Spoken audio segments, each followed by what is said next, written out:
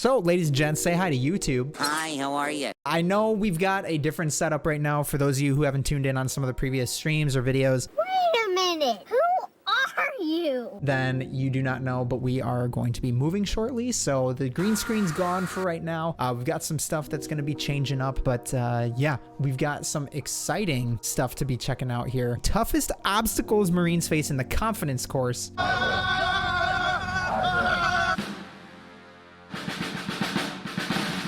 This is the Confidence Course at the Marine Corps Recruit Depot in Parris Island, South Carolina. What did you just say?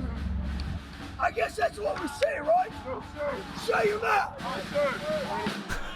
Recruits attack the course during week 2 of training.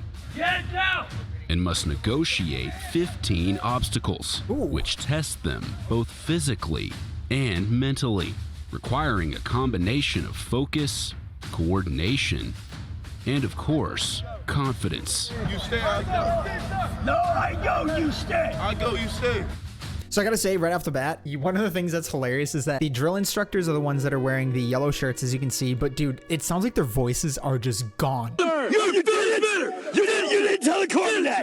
You didn't tell the corpsman that! Just gone from screaming at these privates or trainees, whatever they call them nowadays. Let me tell you, exactly like Goof said in the chat, the Marines go through some tough stuff. They have what's called the crucible that they go through at the very end of their training, and My leg! if we got any Marines in the chat or any Marines that are in the comments section, please let me know, what your experience was like. But I've heard nothing but, grueling things about the Crucible and some of the training. I believe they also have the longest IET or initial entry training that they go through as far as boot camp goes. I think boot camp is 13 weeks as opposed to the Army's 10, and I think the Air Force's was, 8 or 9 weeks?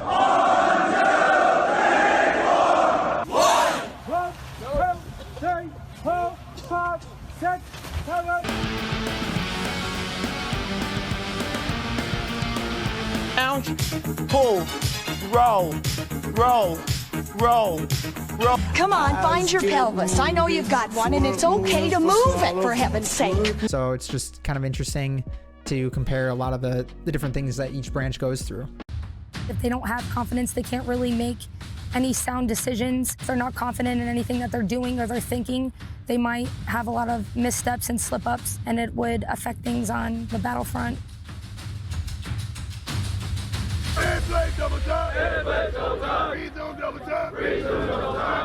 On day 12 of boot camp, recruits gather before dawn in a compound known as Leatherneck Square, where drill instructors go over proper and safe execution of each obstacle. You're going right below the top log, you understand? Yes, sir. There's no set order of obstacles on the course. Groups of recruits start on different obstacles and work until all of them have been attempted. That was very similar for us when we went through the confidence course as well. There was no set direction of where you would go through them all. It was just, hey, you guys are in this platoon, you guys are starting here, and they kind of split us up that way. Usually taking a few hours. Many of the obstacles require pure strength, especially in the core and upper body, like on the difficult reverse climb. Each group is monitored by a drill instructor who has succeeded in each of the 15 challenges. Let's go. Say something back. And it's up to the instructor to determine if a recruit is unable to safely complete the obstacle. You're on the first block! In which case, the recruit is ordered to move on.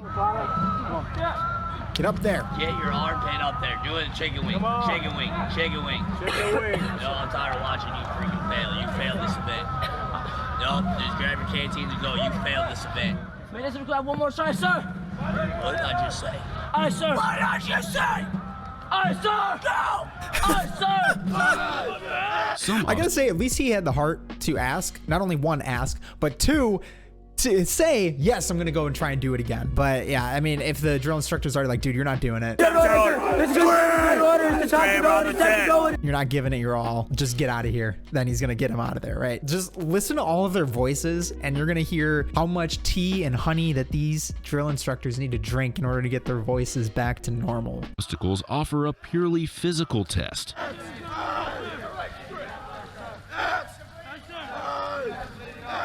But others, like the Stairway to Heaven, force recruits to slow down and contemplate each move. The obstacle is 30 feet high, and recruits aren't given any safety ropes or harnesses. They go up and over, and then back down, using communication along the way to make sure they get down safely. I go, you say. You go. I say you go.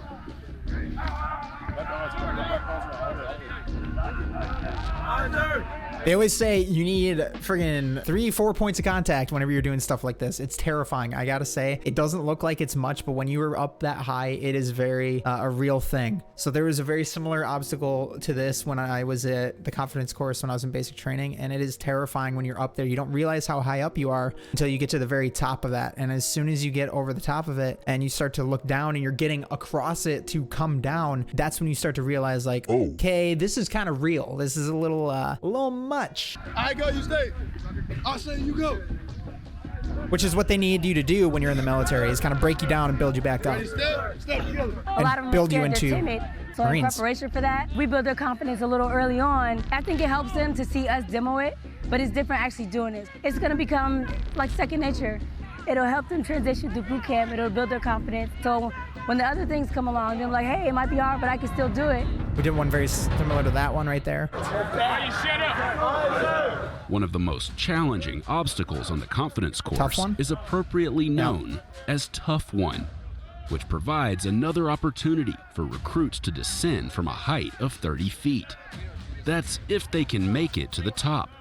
So right here, one thing to note real quick. So this is the exact same one that the Army has. This was a very well-known one for those of you that have done military training. Almost everybody knows what the Tough One is. I experienced though was it wasn't a rope at the very top. So at the very top, you can see they have 2 ropes that they're sliding down. You have to get up with a rope. So what I experienced was everything is the same here except the end. It was a giant netting that you would see, you know, basically on the side of ships. One thing I can that comes to mind for those of you that are familiar with, you know, D-Day footage or Operation Overlord is those big rope nettings that they have when their soldiers are climbing down from the naval ships down into the LSTs or the landing ships that were so famously seen in D-Day landings. Those were the type of giant netting that you would climb down to get down.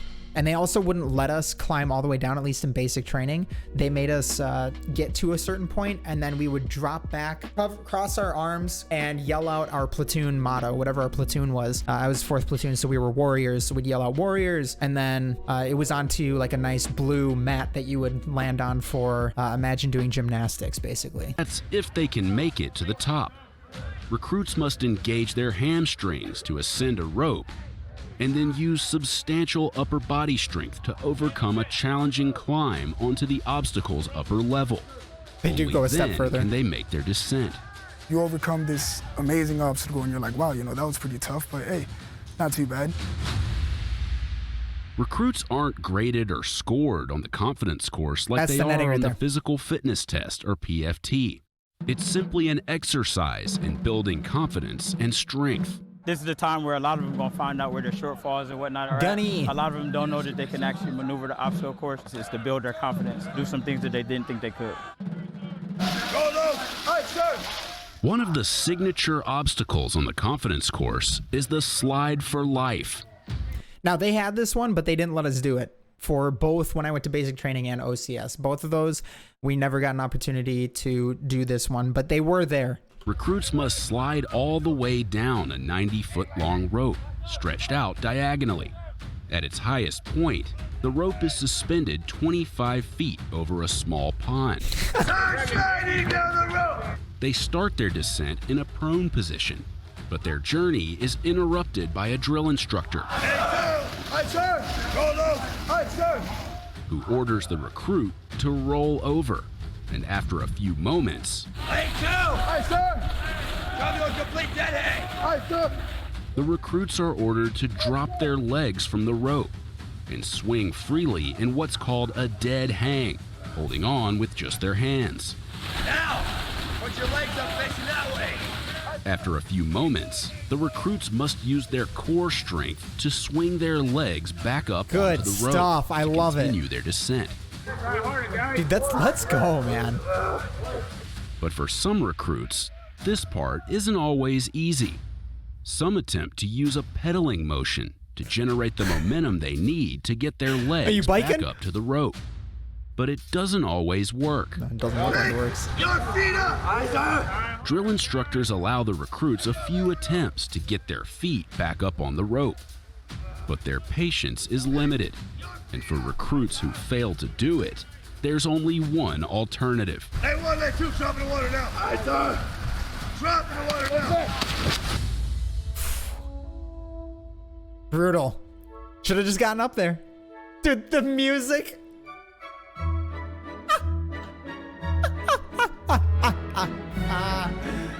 Oh, that is fantastic, man. I'm gonna mute it though because I have a feeling that YouTube isn't gonna be too happy, or Twitch will be too happy with this. So that one wears you completely because it's upper body and core and lower body that kills you, especially if you're tall. You know, you feel all your weight just go straight down to your ankles when you're trying to switch positions, and getting your foot back up there ain't that easy.